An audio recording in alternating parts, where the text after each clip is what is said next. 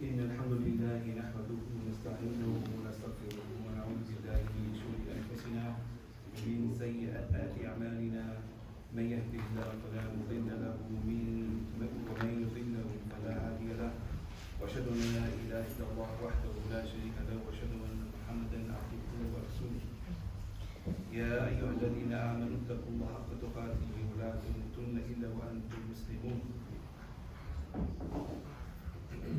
We've discussed the virtues, the benefits and the rewards of attending the Salatul Fajr and Isha in congregation. So just to summarize, that the prayer in congregation is 27 or 28 times more, or carries more reward than praying on your own. And praying the Fajr and the Isha congregation together in the masjid is like praying the whole night. So we should take heed of this advice by the noble messenger Muhammad sallallahu alaihi wasallam and act upon his advice. Moreover, what I wanted to touch upon today was the actual core of our prayer. And we get this question quite a lot in terms of how do we increase our concentration, how do we increase our humility, how do we increase our khushu in our prayer. And I guess one of the reasons why this question comes up a lot is because we are faced with so many distractions in our everyday lives. The dunya is a very busy place, our lives are very busy, it's constant and becomes very difficult for us to sort of switch off. What we have to do is we have to try and be conscious of Allah subhanahu wa ta'ala. We have to obey Him and submit to Him. We need to dedicate our deeds only to Him. We need to focus during our prayers and be serious in building our afterlife. And so not to then get deceived by the glitter and the glamour of this world, which is temporary, and prepare for the everlasting abode. So a believer, we repeat this act of worship more than any other. Our salah is repeated so many times throughout the day, whether it's your fard prayer, your sunnah prayer, your nafil prayer. And so, therefore, we have to understand this is our means of connecting with Allah subhanahu wa ta'ala. And it is His salvation that in this hectic world we will find peace, because the world is filled with fear, despair, worries, and grief. And so it's His protection from the sort of immoral and evil that is surrounding us in our world today. But what we have to understand is that the prayer is not just a salvation and a relief or a shield from the indecencies, unless the soul is absorbed with humility. So the heart bows down as well as our head and our limbs. That's the key. And so it's not simply just a lifeless, habitual sort of motion, act that we are carrying out. So the importance of khushu and the humility and focus that we need to have in our prayer is so that our heart is fortified to withstand the difficulties of life and what we face every day. And it's to shield from the immorality and evil and to repel the unlawful desires and perhaps the faulty beliefs as well. So Allah has commanded us to establish the prayer. And in many verses of the Quran, to establish and not to simply just offer it.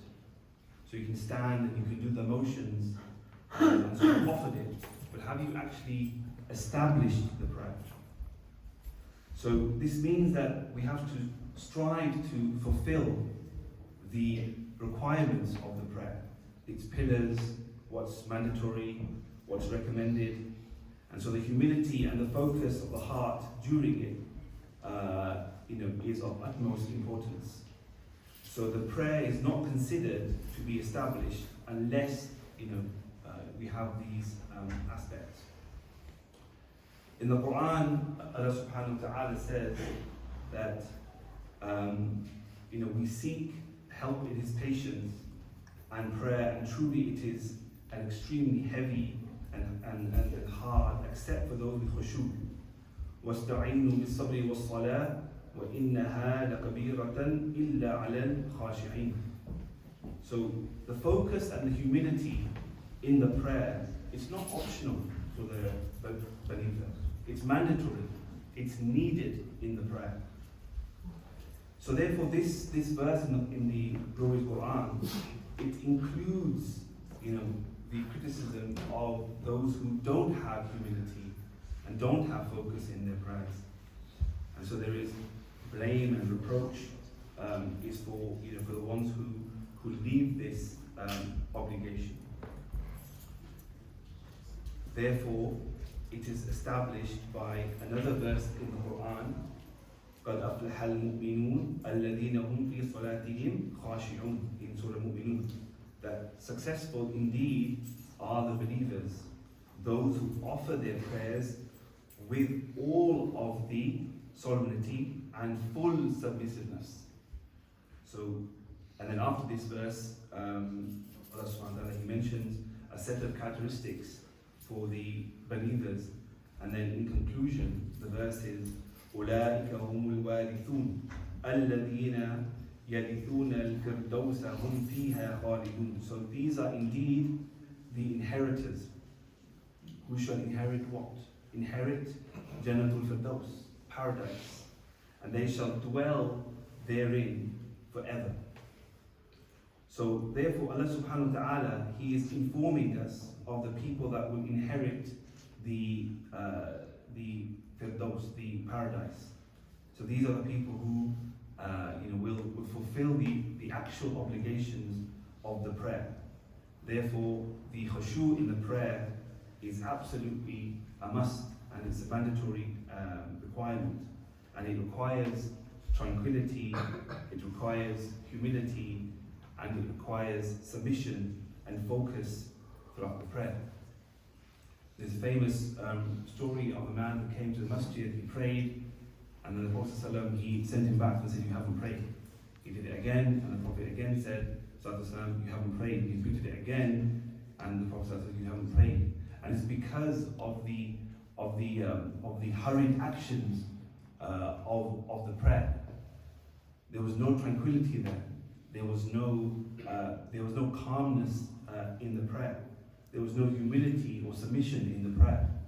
In the prayer, what do? We stand still. We look down. Our eyes are lowered. We are in a still and calm position. So we have to have these things in mind when we are establishing our prayers. We have to have the composure in the prayer for this to be established.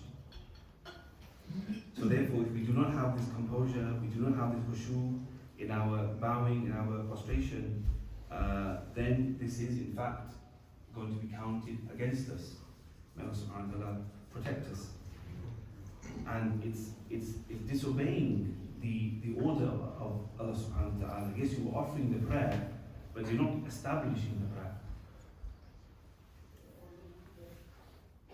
And there are many narrations where the Prophet ﷺ has forbidden many acts during the prayer, such as because of the fact that the khushu it diminishes if there are too many movements. We're messing around with our shirt or our scarf, or we keep moving our hands. All of these things decrease the reward of our prayer. And to inspire the believers and to inspire the people that are praying, the Prophet ﷺ has informed us that Allah subhanahu wa ta'ala, He looks upon the believer who's praying for as long as that person has full khushu' in his or her prayer. So that Allah subhanahu wa ta'ala continues to look at him or her, or look upon his servant, so as long as that person doesn't turn away. If he turns away, then Allah subhanahu wa ta'ala's gaze will also turn away too. So what we have to put into our minds is that there could be possibly two people that come to the masjid and they offer their prayers, and yet one of them has left with much more reward than the other. And there is a narration of Prophet ﷺ explaining this by Amr bin Yasir, that he heard the Prophet ﷺ say that a man returns after prayer and only a tenth or a ninth or an eighth or a seventh or a sixth or a fifth or a third or even half is recorded for him. And the reason is because of the lack of khushu'. So we have to try our best to increase our humility in front of Allah subhanahu wa ta'ala when we are praying. We need to try and make sure that we are in a tranquil state when we are establishing our prayers. Otherwise, it's just a mere form of action. أقول قولي هذا واستغفر الله لي ولكم ولسائر المسلمين فاستغفروه إنه هو الغفور الرحيم.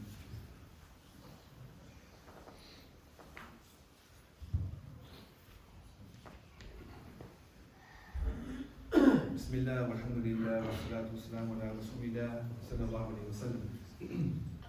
I wanted to also then to give, inshallah, a summary of how we can increase our humility and increase our khushu' in our prayers. The first tip would be, and this is a one to myself first and foremost, is to understand and reflect upon the meaning of what you are reciting. So for example, in the Fatiha, we should understand that this is a conversation with Allah subhanahu wa ta'ala. It's not just words. If you're not familiar with the language, at least read the translation so you know what is being recited. Yeah? Try and understand what the rest of the prayer is calling upon. What do the words actually mean? This will make a tremendous difference in our humility and our khushu' whilst praying, and it will increase our concentration. We must try and perform wudu with full concentration, because wudu then is your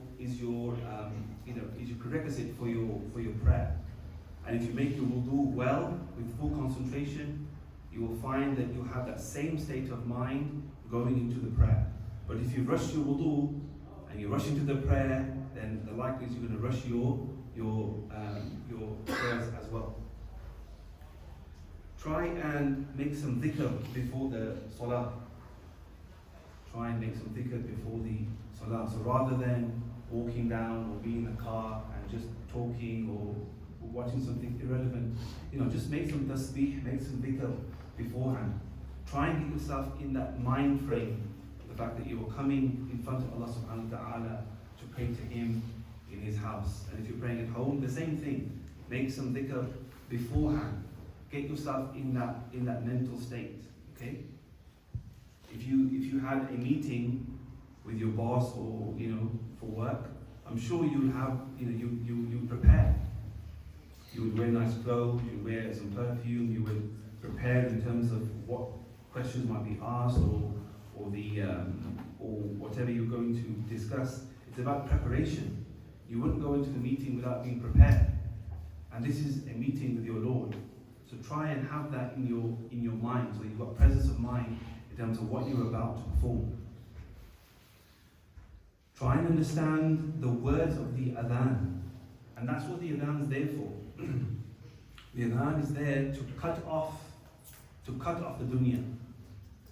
And if you see in some Muslim countries, not all, and this maybe used to be more obvious many years ago, as soon as the adhan would be called, people would just drop everything. Yeah? The buyer and the seller would just drop everything and they would hurry towards the masjid. So try and reflect upon what the adhan is saying. The adhan is saying, Allahu Akbar, Allah is great. Shadu la ilaha illallah. We're testifying that Allah is one. Shadu anna Muhammadan Rasulullah. He is the messenger. Hayya ala salah. Hurry to the prayer. Why? Because it's hayya al falah. It's for your success. It's for your success.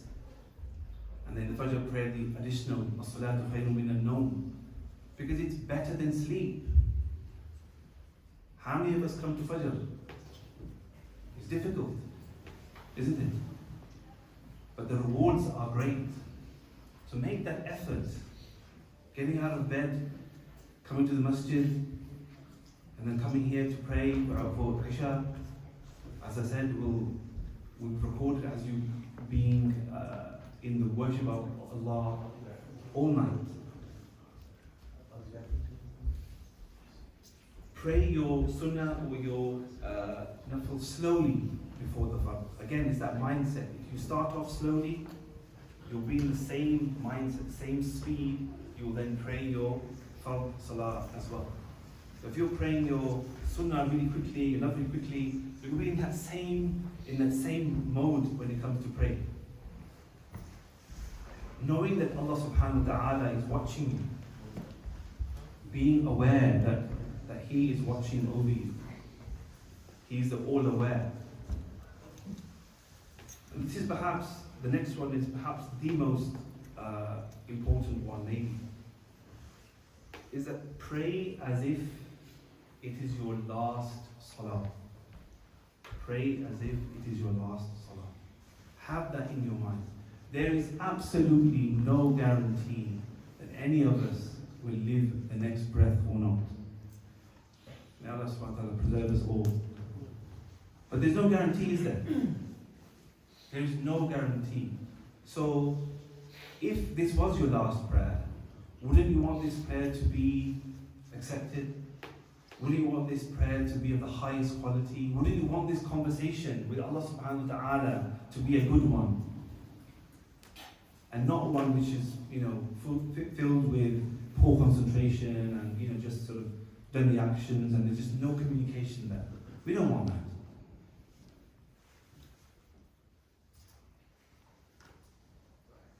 We want our last conversation to be something that you're remembered by. So, when you perhaps met someone and, if they've passed away, you very often remember the last conversation you have with them.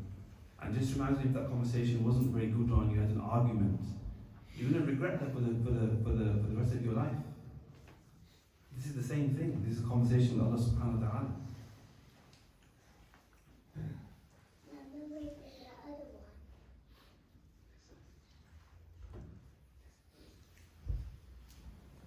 Imagine that you are standing and praying in front of your grave. It is permissible for you to have these thoughts in your mind when you are praying. It's permissible to have the thoughts of, for example, the Kaaba, for example. There's no harm in that.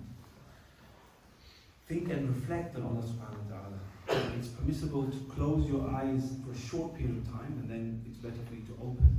If people have great difficulty, then it's permissible to close your eyes as you're praying. Maybe close your eyes for a short while, gain your composure, and then open your eyes. Slow down. Slow down your salah. Slow down your recitation. Yeah? Don't rush your recitation. If you feel like you're drifting off, try and slow down. Remember that any stress that you have, forget the worldly stresses. Because it's Allah who will eventually, and of course will get rid of those stresses anyway. Don't worry about them, let them go. As soon as you say Allahu Akbar, It's just like you are throwing everything behind you and you're standing in front of Allah subhanahu wa ta'ala. Leave it up to Him. And don't burden yourself with long salah. Don't burden yourself with long salah. Work on it. Maybe, recite a short surah, and then later on you can maybe move into reciting longer ayats, for example. But build on it. It's like going to the gym. Yeah? You're not going to do 100 sit-ups straight away. You might start off with 1, you might start off with 10.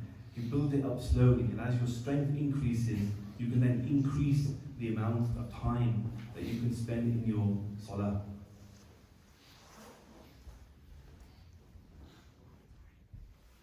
You can also pray with a certain rhythm. You can pray, so your recitation can have a rhythm. You can have a tune, and it might help you to gain that concentration. Yeah. Just a few examples of the pious predecessors. So Sheikh Murad al-Hajj, rahimahullah, from Mauritania. Some of you may have heard of him. He passed away maybe around about 3 years ago now. He was a Mauritanian scholar, very well known for his piety, and he was once praying, and somebody moved him because they thought that the direction of the Qibla was incorrect, that the Sheikh was praying in. But the Sheikh still then moved back again. The person again got his shoulders and moved him, and the Sheikh again turned around and continued praying in the direction that he had started in. After the prayer, he said to him, "Why did you move me?" And he said, "Well, because it's the wrong direction." And then the Sheikh just replied and said, "Well, I see the Qibla in that direction, as in, I am in that sort of state. My state is such that I can see the Kaaba in front of me." Yeah? They're just in a different state. And so we should always try and look up to pious predecessors. We should try and take this advice and try to implement.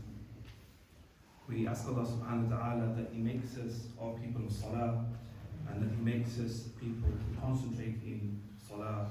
He gives us khushu in our salah. He makes us and He gives us strength that we can pray in congregation, Fajr and Isha. We ask Allah subhanahu wa ta'ala to accept our prayer and accept our efforts. إن الله يأمر بالعدل والإحسان وإيتاء ذي القربى وينهى عن الفحشاء والمنكر والبغي يعظكم لعلكم تذكرون وأقيموا الصلاة. الله أكبر الله أكبر الله أكبر.